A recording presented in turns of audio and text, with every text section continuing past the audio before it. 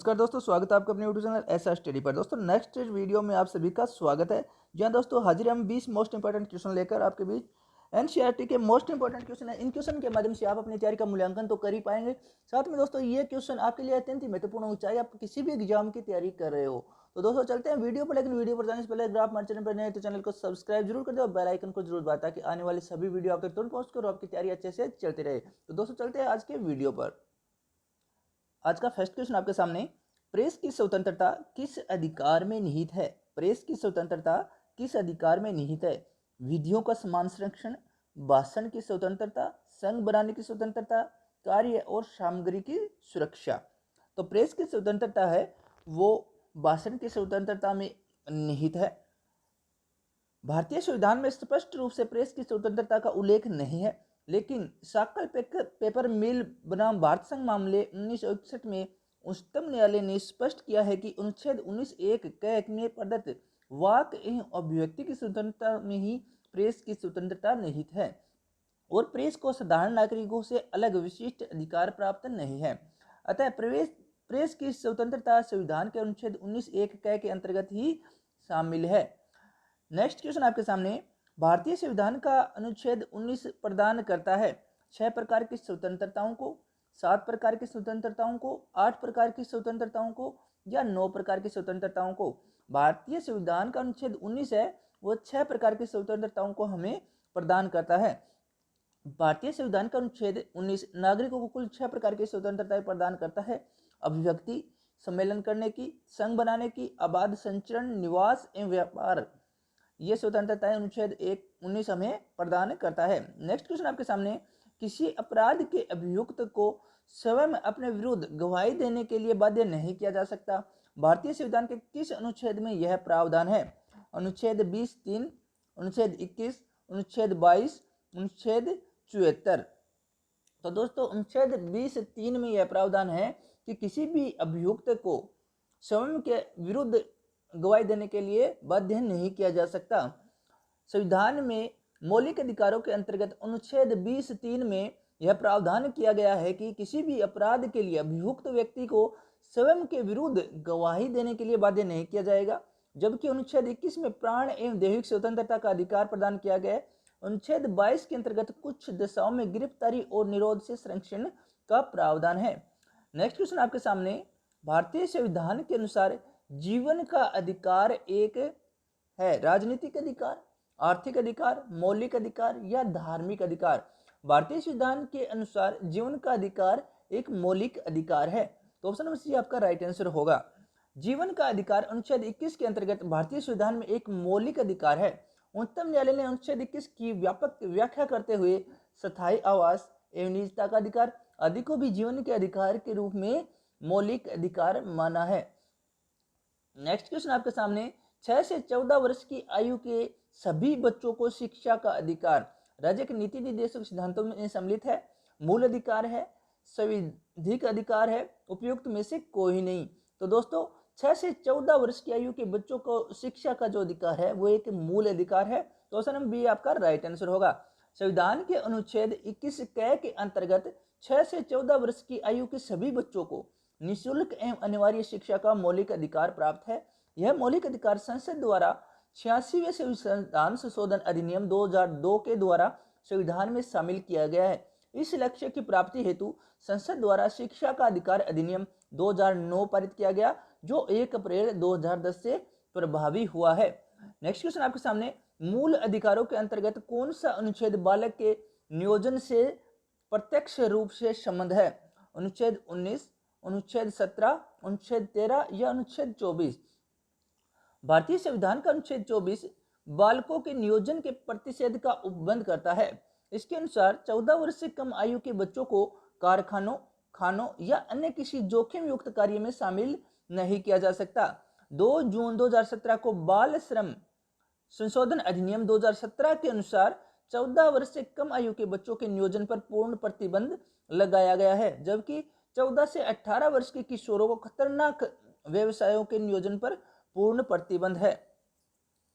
Next question आपके सामने, किसी धर्म विशेष के संवर्धन के लिए करों के भुगतान की अनिवार्यता से मुक्ति की गारंटी दी गई है। अनुच्छेद 25, अनुच्छेद 26, अनुच्छेद 27 या अनुच्छेद 28 के द्वारा। तो संविधान के अनुच्छेद 27 के अंतर्गत राज्य किसी ऐसे कर को व्यक्ति को देने के लिए बाध्य नहीं करेगा जो किसी धर्म या धार्मिक संप्रदाय की उन्नति में खर्च किया जाना हो, किंतु राज्य कोई भी धार्मिक सुविधा देने के लिए शुल्क आरोपित कर सकता है। नेक्स्ट क्वेश्चन आपके सामने, रिक्त स्थान की पूर्ति करें। अधिकार कर्तव्यों को बाधित करते हैं, को अनुदेशित करते हैं, में निहित है या का विरोध करते हैं। तो दोस्तों संविधान और विधि द्वारा प्रदत्त अधिकारों की सीमा में ही हमें अपने कर्तव्यों का पालन करना होता है, अतः अधिकार कर्तव्यों को अनुदेशित करते हैं। नेक्स्ट क्वेश्चन आपके सामने, मूल अधिकारों से संबंधित विवाद निम्न में से कौन सा है। गोलकनाथ बनाम पंजाब राज्य 1967, पश्चिम बंगाल बनाम भारत संघ 1963, शर्मा बनाम कृष्ण 1959, बंबई राज्य बनाम बलसारा 1951। तो दोस्तों गोलकनाथ बनाम पंजाब राज्य 1967 है, वो मूल अधिकारों से संबंधित विवाद है। गोलकनाथ बनाम पंजाब राज्य विवाद 1967 मूल अधिकारों से संबंधित है। इसमें सर्वोच्च न्यायालय ने निर्णय दिया कि संसद मौलिक अधिकारों में संशोधन नहीं कर सकती है।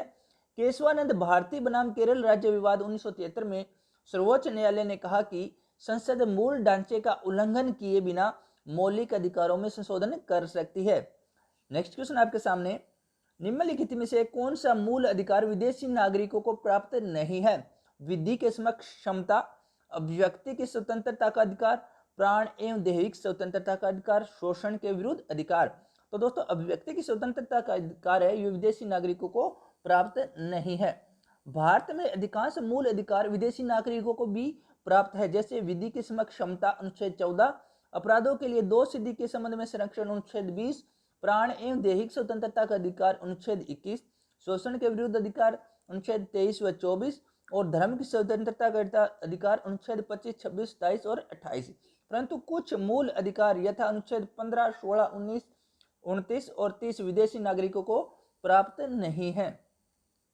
अल्पसंख्यकों के हितों की सुरक्षा पर किस अनुच्छेद में प्रावधान किया गया है। अनुच्छेद 14, अनुच्छेद 19, अनुच्छेद 29 या अनुच्छेद 32।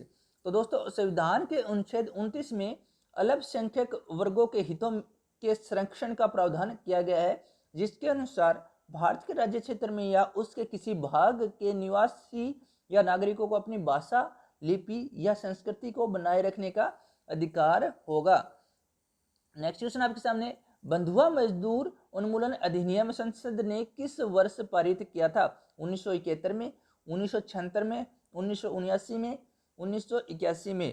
तो दोस्तों संविधान के अनुच्छेद 23 मानव के दुर्व्यापार बलात्श्रम का प्रतिषेध करता है, जिसे बंधुआ मजदूरी उन्मूलन अधिनियम 1976 के द्वारा लागू किया गया है। इस कानून के अंतर्गत बिना भुगतान किए मजदूरी कराना गैर कानूनी घोषित कर दिया गया है।